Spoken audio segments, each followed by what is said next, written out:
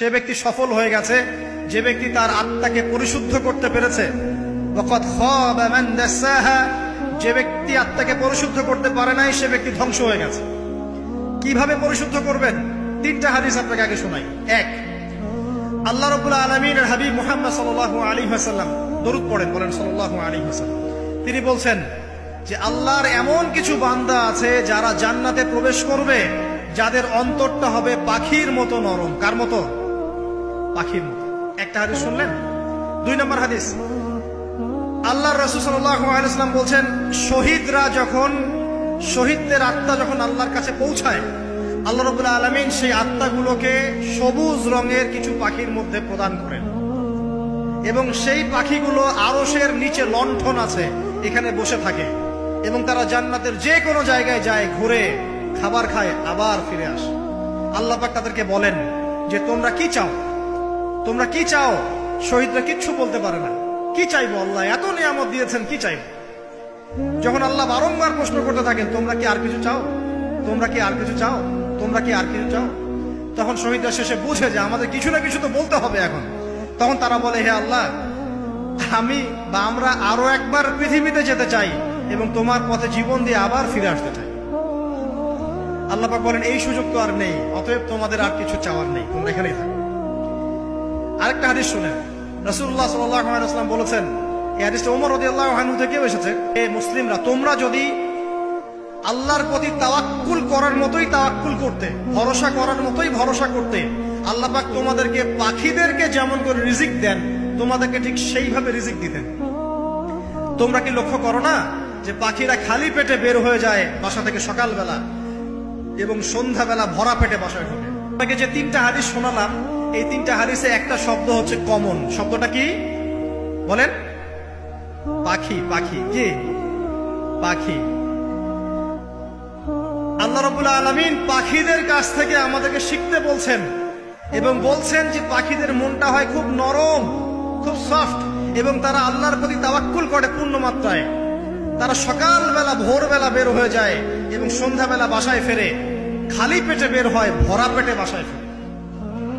এবং আল্লাহ পাক সবচেয়ে সম্মানিত মউত যেটা শহীদের মউত, সেই শহীদদের আত্মাকে আল্লাহ পাক পাখির রূপ দিবেন। তাহলে পাখিটার বিষয়ে একটা ফোকাস করা দরকার আছে না? আচ্ছা, এখানে আসেন। পাখির মন হচ্ছে নরম, মানে পাখির মনটা তাসকিয়া, আত্মশুদ্ধিতে পরিপূর্ণ। কদ আফলাহা মান যাক্কাহা, সে ব্যক্তি সফল হলো যার হৃদয়টা পবিত্র, নিষ্পাপ, নিষ্কলুষিত হলো, সে ব্যক্তি সফল হবে ইনশাআল্লাহ।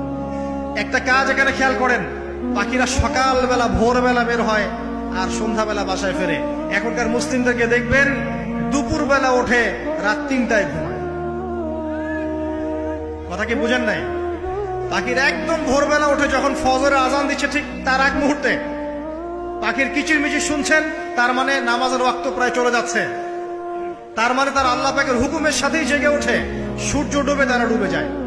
ঠিক এরকম সুন্নত ছিল নবী সাল্লাল্লাহু আলাইহি ওয়াসাল্লামের এবং সাহাবায়ে কেরামের। আজকে 1400 বছর পর মুসলিম জাতি এই সুন্নাহ ভুলে গেছে। কারণ আমাদের সুন্নত দেখবেন, যদি কোনো রকম উঠেও ফেলি ফজরে, আবার 12টা পর্যন্ত ঘুম, আরো বেশি। আর এই যুব সমাজ যারা আছো তোমরা, কেউই 3টা-4টার আগে ঘুমায় বলে আমার মনে হয়। অলওয়েজ অনলাইনে পড়ে আছে, টিকটক নিয়ে, ফেসবুক নিয়ে, গার্লফ্রেন্ডের সাথে চ্যাটিং। পাখির মতো হতে পারলে পরে মনটা তো নরম হবে, তারপরে না তাসকিয়া অর্জন হবে। পাখির রুটিনটা কি? ভোরবেলা বের হয় আর সন্ধ্যাবেলা বাসায় ঢোকে। অতএব আমরা যদি রাসূলুল্লাহ সাল্লাল্লাহু আলাইহি ওয়াসাল্লামের সুন্নাহ মতো ওই ভোরবেলা উঠতে পারি আর আর্লি নাইট ঘুমিয়ে যেতে পারি এবং সারাদিন যদি রাসূলের সুন্নাহগুলোর উপর আমল করতে পারি, তাসকিয়া অর্জন হবে ইনশাআল্লাহ। কথা বুঝতে পারছেন? 2, পাখির মতো নরম মন লাগবে। এখনকার আমরা যারা বেঁচে আছি আমাদের মনগুলো কঠিন। কেমন কঠিন? পাথরের মতো কঠিন। আমরা যখন দেখি একটা মাইয়েতকে নিয়ে যাওয়া হচ্ছে জানাজায়, আমাদের কোনো ফিলিংস কাজ করে না। জানাজা যাচ্ছে, জানাজায় দাঁড়িয়ে মোবাইলটা টিপাটিপি করছে। জানাজার সাথে চলছে, কোনো ফিকির নাই যে এই জানাজা আমার হবে কালকে, ওই মোবাইল টিপাটিপি করছে। আমি এমনও দেখেছি, দাফন করা হলো মাইয়েতকে, দাফন করার পরে চারপাশে মানুষজন জড়ো হয়ে গল্প করছে, ভাই আপনার ওই জমিটার কি খবর, আপনার ওইটার কি খবর, বিজনেস কেমন চলছে, চাকরির কি অবস্থা। এই যে মাইয়াতকে পাশে দাফন করলো, কোনো ফিলিংস নাই, কোনো ফিলিংস নাই। আমি আত্মশুদ্ধির কথা বলছি। আত্মশুদ্ধির জন্য আপনার মনটাকে পাখির মতো সফট নরম করতে হবে।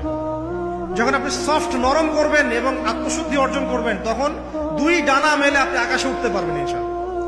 আত্মশুদ্ধি অর্জন না করতে পারলে ডানা কেটে পড়ে যাবে, তখন আর আকাশে উঠতে পারবেন না। কোন আকাশে? ওই যে শহীদের রূহ যে আকাশে চলে গেছে, ওই আকাশ। অতএব মন কেন কঠিন হলো প্রিয় ভাই? এক নাম্বার কারণ, আমরা শিরকের পাপে লিপ্ত আছি। এক নাম্বার, শিরকের পাপে লিপ্ত থাকা অবস্থায় মুসলিমদের মনটা কঠিন হয়ে গেছে। আপনি কি মনে করছেন আমরা শিরক করি না? মুসলিমরাও কবর পূজা করে, দেখবেন মুসলিমরাও দেখবেন অনেক ক্ষেত্রে মাজার পূজা করছে। আমি বলিনি যে অলিয়া উলিয়ার মাজার জিয়ারত করা যাবে না, আমি এই কথা বলছি না। কিন্তু আপনি মৃত মানুষের কাছে আপনার ভালো মন্দ চাইতে পারেন না। কথা বুঝতে পারেন না? আমরা অবশ্যই অলিয়া উলিয়াদের কবর জিয়ারত করব। এটা আপনাকে মৃত্যুর কথা স্মরণ করাবে। তাদের একটা রব আছে, যেটাকে আমরা প্রভাব বলি, এটা আপনার মধ্যে আসবে। আমরা অবশ্যই জিয়ারত করব। জিয়ারত করতে বলেছেন নবী সাল্লাল্লাহু আলাইহি ওয়াসাল্লাম, কারণ এটা আপনাকে পরকালের কথা কি করবে? স্মরণ করাবে। ওমরা করতে যান, আল্লাহ পাক সবাইকে তৌফিক দান করুন ওমরা হজ করার এবং বড় হজ করার। আমি দোয়া করি ওখানে সবচেয়ে সেরা যে দৃশ্যগুলো দেখা যায় তার মধ্যে একটা রাসূলুল্লাহ সাল্লাল্লাহু আলাইহি ওয়াসাল্লামের রওজা। ওখানে গেলে চোখের পানি ঝরে না এমন কোন মুসলিম নাই, আছে? নাই। আরেকটা সবচেয়ে মন নরম করা একটা দৃশ্য হচ্ছে জান্নাতুল বাকি, যেটা আমরা বাকিউল গারকাত বলি, যেখানে আপনি দেখবেন সাহাবায়ে কেরাম রাদিয়াল্লাহু আনহুমের কবর, যতদূর চোখ যায় তাদের কবর।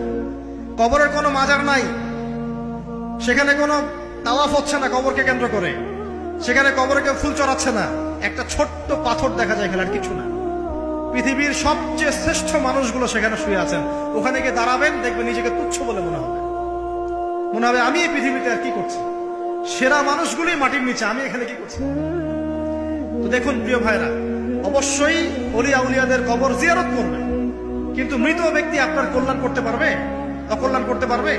হ্যাঁ, তারা আল্লাহর কাছে সুপারিশ করতে পারবে আল্লাহ পাক যখন তাদেরকে অনুমতি দিবেন। তারপর আল্লাহ পাক যখন অনুমতি দিবেন, তখন নবী সাল্লাল্লাহু আলাইহি ওয়াসাল্লাম সুপারিশ করবেন, অলিয়া উলিয়াগণ করবেন, আলেম ওলামা করবেন, শহীদগণ করবেন, হাফেজে কোরআন করবে, অনেকেই করবেন।